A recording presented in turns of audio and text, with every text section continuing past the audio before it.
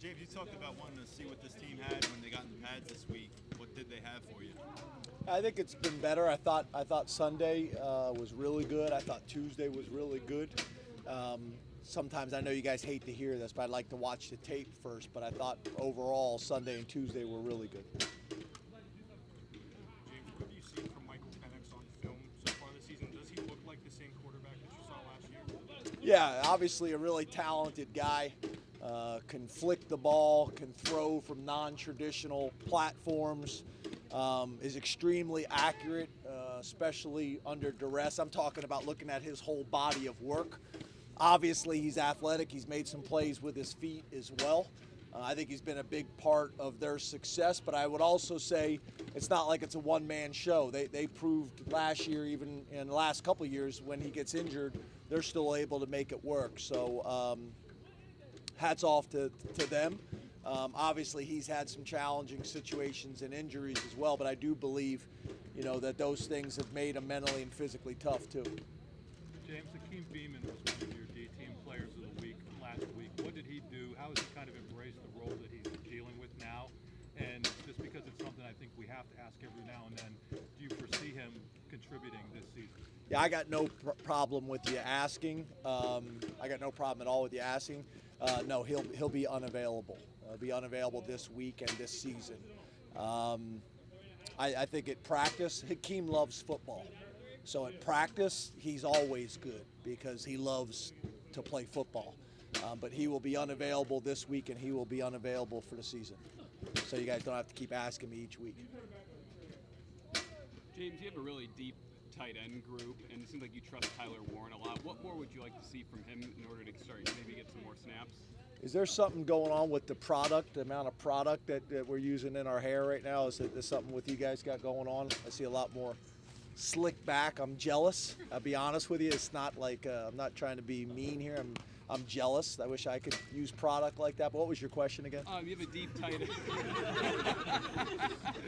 You've got a really deep tight end group, and Tyler Warren seems like a guy you guys are trusting in big situations. Yeah. What more would you like to see from him to potentially, get some more snaps? Yeah, it's really not about Tyler. We want to rotate all three of those guys.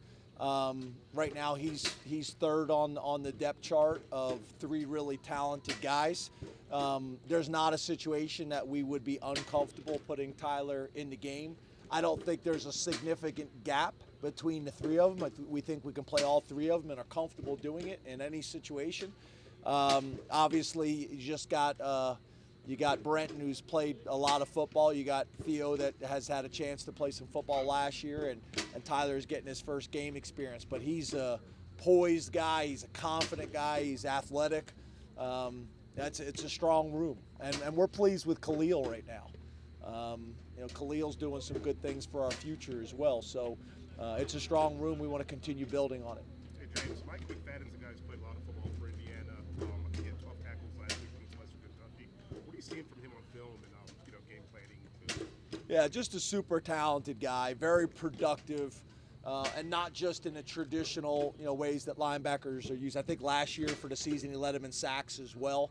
Obviously, them losing him, I think it was against Cincinnati, on the targeting penalty was a significant loss for them in the game. He's the quarterback of their defense, and he's highly productive. So,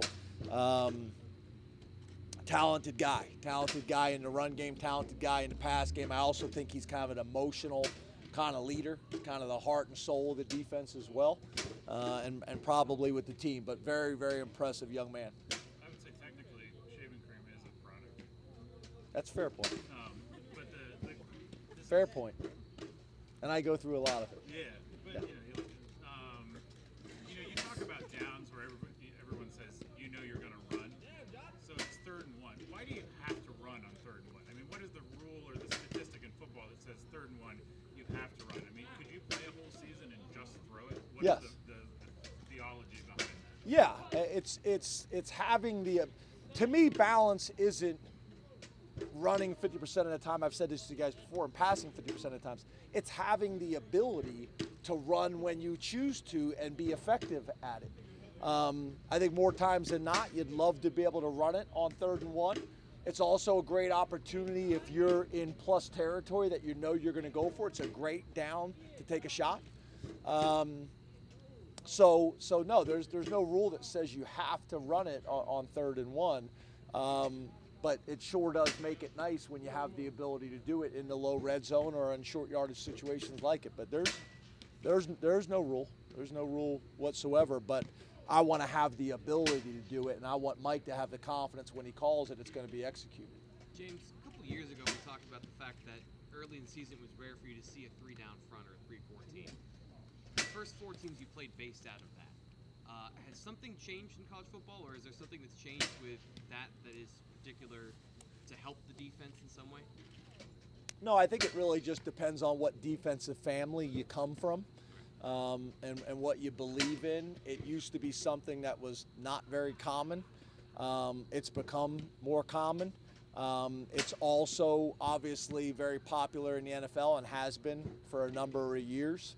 But I would also say most of the people, kind of like our discussion that we had a few weeks ago about kind of the style of offense you play. It used to be kind of West Coast or spread or whatever it may be. It's the same thing with the 3-down people. Most of the 3-down people aren't just lining up in a true odd front all the time. They're getting in even spacing as well. So I do think there's a lot of flexibility that comes from a 3-down front, especially the way people are playing it nowadays. It can be difficult because it makes it very easy to bring 5, but it also can be very easy for them to get in a situation and drop 8. And have guys dropping that are used to playing the ball in space, compared to doing it from a 4-down front. So there's a lot of value in it. There really is. It's something that we always have to work on because just like I talk about our defense getting traditional old school pro style offensive looks, we got to make sure with a 4-down defense that we get enough odd work too. James, you guys have made it pretty clear, obviously, that last week wasn't the practice week that you guys wanted at all. When you're still undefeated and you still win last week, how important is it to be able to take a message like that into a week like this when you still haven't lost the game? Yeah, you got to address it. I think I've made the statement about being able to grow and deal with issues or challenges or areas of weakness even after a win, and be able to really emphasize it and be tough about it and be critical about it to try to get it fixed. The best teams are able to do that. They're able to grow significantly through wins, not just from a confidence standpoint, but from a correction standpoint as well. And we need to be able to do that. So we've been emphasizing that the last couple of weeks. I think we have taken some strides in some areas, and we're going to need to do it again. James, earlier today we heard from Jesse and Sean about approaching you and the staff in the winter about ramping up the conditioning, making them feel more uncomfortable. That's their side of the story. I'm curious, do you recall that exchange during the offseason and them asking for more intensity? No. No. I mean, it may have happened. I don't remember that. I remember talking to Nelly, our sports scientist, about changing our philosophy of running more going into camp. We used to take kind of the week off before camp starts, and it really makes no sense because now their system gets shocked dramatically when camp starts, and you have an issue with soft tissue injuries and things like that. So I'm not saying that conversation didn't happen. I don't remember it. I remember me and Nelly having a bunch of discussions with Deej about the model and what we needed to do to be best prepared for the season. Things that we look at every off season about tweaking. There's things that I met with Ben, Ben about who handles all of our scripts, about some things in camp that I wanted to change about our bonus week structure before the Wisconsin game. We started with a bonus Wednesday, and I really wanted to start with a bonus Tuesday because Tuesdays are more normal downs. Wednesdays is 3rd down and red zone, so it doesn't make sense to start your bonus week on a Wednesday, more of a Tuesday model. So just little things like that. We're always looking back and saying, hey, this is an area, that looking back at kind of an after action, review, like the military does, kind of through every stage, and make sure you're in a good spot and you're growing and making the subtle adjustments that need to be made. James, you talked a little bit about on Saturday about using the short passing game as an extension of the running game when teams are stacking the box against you. What are some of the keys to doing that well, and do you feel like you guys have done that well so far? Yeah, actually, I said that after the game, and somebody said, "Well, you didn't throw the receiver screens very much," and I actually think we did. I went back and watched tape again. I thought we threw it well, especially early on. But it's about obviously a high completion percentage. We've done this all the way back, to my time at Vanderbilt when we first got here. You got to complete it, and you should complete 100% of those. And then it allows you to be physical on the perimeter, especially with some of the things that we're doing formationally. You got a tight end block in a corner. Sometimes a tremendous opportunity to be physical out there. Typically you're going to be, on a 2 on 1.5 or 3 on 2.5. And when I say that, a guy that's kind of split the box in the apex.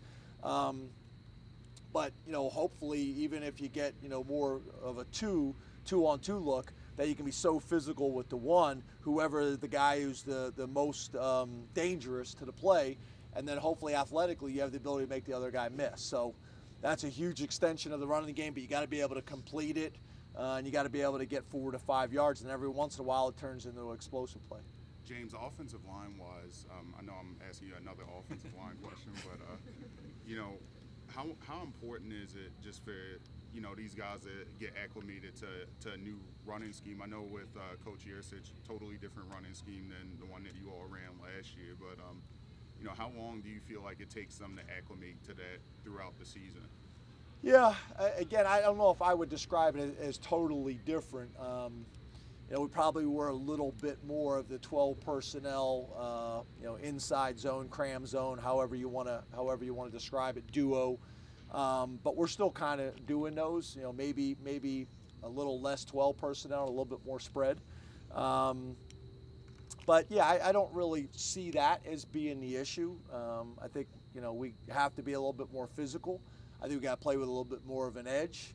I think we got to play to the echo of the whistle. I think we got to make sure that our pad level and our hat placement is correct. And I mean that about our tight ends as well. And I also think our running backs. There's going to be some times where it's not a clean hole, and you got to be able to lower your shoulder and run somebody over and get a dirty 4 yards. And I think the more body blows that you throw like that through a game, the explosive plays will come. But we got to be willing to stick our foot in the ground and get downhill as a runner and run people over. And we got to be able to be physical and finish blocks and make sure that we're doing a great job with our double teams. I think what Wisconsin did early on, where they were running the linebackers so aggressively through, that obviously it's difficult to stay on the double teams long because they're coming down so fast. So there's a fine line in that, and I think obviously that has a kind of a hangover effect, But we want to do a great job with the down linemen, stay on the double teams as long as we possibly can, but not in a situation where we're going to allow free runners. Thank you, Coach. Thanks, guys. Thank you. Thank you, Coach.